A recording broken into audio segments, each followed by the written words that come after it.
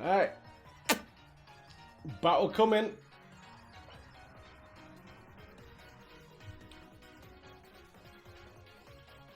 And here we go.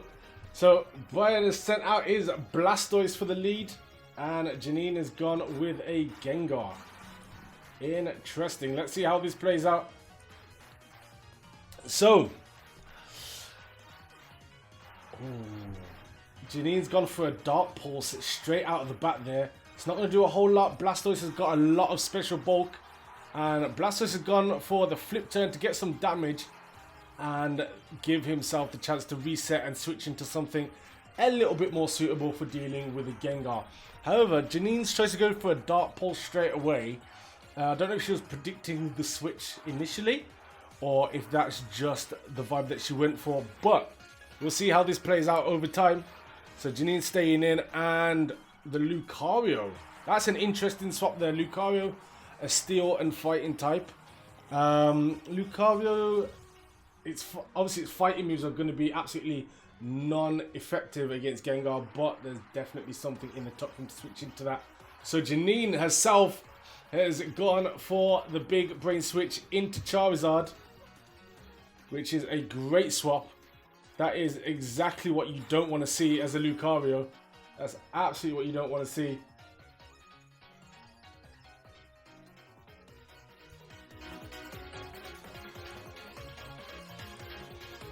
So what is happening next?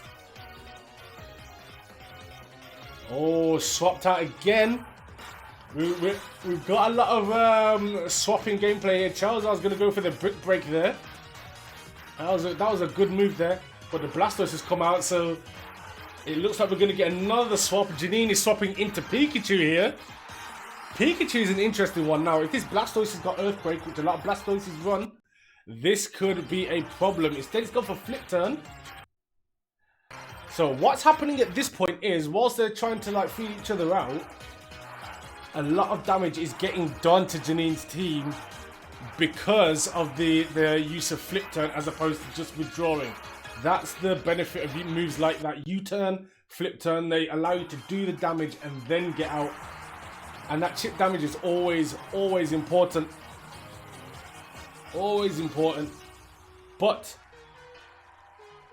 we now have our first Dynamax of this battle.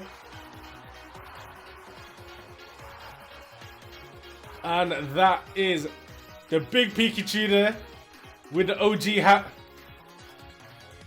What are we going to see from this? We're obviously going to get a Max Lightning. I don't know what move it's coming off though. But the Extreme Speed first and gets rid of it. Gets rid of it. Now the static does leave some paralysis, but that is going to count. I don't know whether that's a good trade. I mean, it seems like a good trade. They got rid of the Pikachu, easily the weakest Pokemon on that team, but dealing with paralysis going forward on what is going to be ordinarily quite a heavy hitter with Lucario. That's an interesting trade there. That is a very interesting trade. So what happens next? Lucario is in ordinarily a good position, but Blastoise can come in now. Whereas Blastoise would normally lose this speed race. Having paralysis on that Lucario means that Blastoise can take control here. And his Blastoise is going to go for Earthquake. The Lucario stayed in, but survived. Well, survived. There seems to be not too much physical bulk on that Blastoise. And that there is some good recovery for Lucario, who, quite frankly, hasn't really lost out much there in that turn. At some point, that paralysis is going to trigger. It's going to kick in. But for now, Blastoise is going to go for another Earthquake now. Blastoise is going to need a crit here, because those Earthquakes... Oh! And that might just have been it. It wasn't a crit. It was just a high roll. Wow. Okay, well, Blastoise has got rid of Lucario here. And it looks like we're even Stevens at this point. It looks like we're even Stevens at this point. So now we have the Magnezone. Now, if this Magnezone is a Levitate set, then Blastoise can't do anything to it. So we've gone straight for the swap out here. Into the Charizard, which still has a weakness to Magnezone here. So if Magnezone goes for a Thunder, it doesn't. It goes for a Volt Switch instead. Oh, it survived on 3 HP though. 3 HP. But Magnezone is out of there. Magnezone didn't want any beef. Now, as we can see here, OG Casual, aka Brian, is playing very tactically. Not really sticking around, not leaving anything to chance. Getting the damage, getting out of there. Very interesting play. Oh, the Zen headbutt missed it. Now Charizard is going for the fly here, which is going to make it invulnerable for the next move. Now, if this has Thunder, which I don't think it can learn, Thunder would do damage. Hurricane would do double damage as well, but Cinderace can't learn either of those moves to my knowledge. So Cinderace is going to come out of there, and in goes, of course, that Magnezone, who is not going to worry about fly at all. Not only is it going to do minimal damage anyway thanks to its bulk, but it's also not very effective. And what is going to happen here is Charizard going to gamble on the speed. It does gamble on the speed, but it's slower, and Magnezone outspeeds, gets rid of the Charizard with that tri-attack there, and Charizard goes down. So, next up, what is Janine going to go for? She's got options here. I don't know which one she's going to go for. I would go for the Toxicroak and Revenge there. It will do a fair bit of damage with that, but it seems like she's going to go for the Blastoise instead. And Blastoise is a heavy hitter there.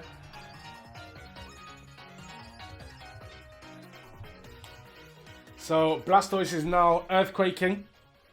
Now is that going to stick in or not? Let's see.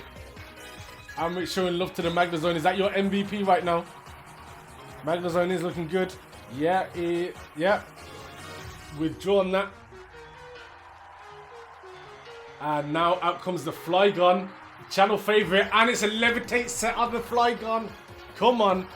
OG Casual really showing the tactics here. Big strats. Big strats. Love that. Love to see it.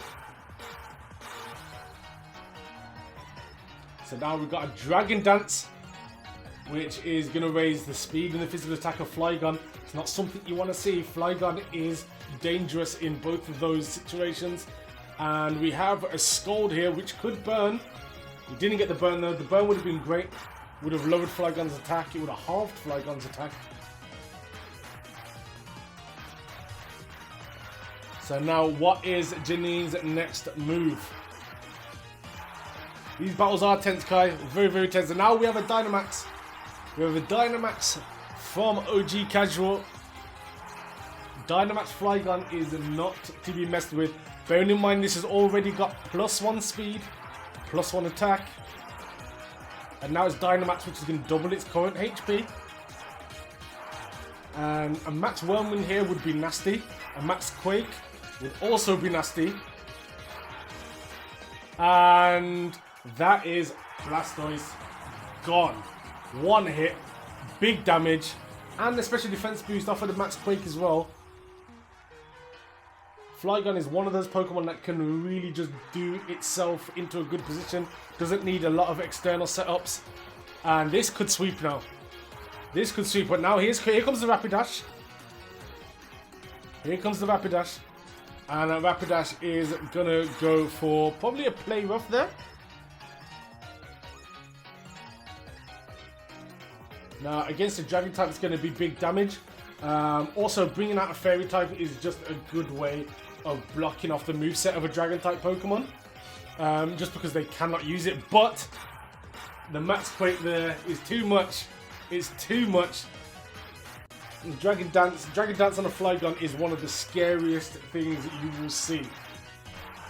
It is absolutely mad right now. Now, Ginny still has options here. Let's see which one she goes for. She's hovering over that Toxicroak. Yeah, Toxicroak has got a little something there that could help her out. But there's also the Gengar. And Gengar's got... Both Pokemon have a little something there that could dig them out of a bit of trouble here. Let's see. Let's see if Janine goes for that play.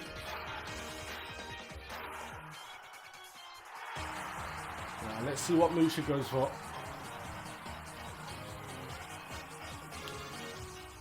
So it's a Max Quake again there, and that is probably going to get the Gengar killed. Indeed, that is a one hitter quitter there. Now, ordinarily, I would have probably looked and gone for the Sucker Punch there. Sucker Punch would have allowed it to go first, then at least get some damage off. But now, Toxicroak is all up to Toxicroak against a Flygon. It's looking sticky here for Janine. It is looking very sticky here for Janine right now. Toxicroak's got Anticipation and Shuddered, which lets the trainer know that there is a super effective move on the way, and it's a madness.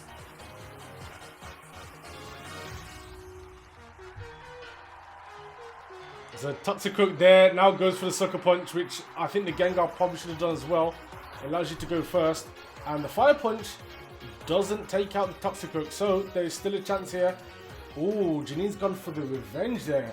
Revenge is an interesting play there because it requires you to take damage to then do more damage, but the maths wasn't there. The maths wasn't mathing, unfortunately, and that is a win for Brian. Can we get some GGs in the chat for OG Casual? Janine also battled very, very well there, but on the day, OG Casual managed to outplay on this situation, and that is a big GG.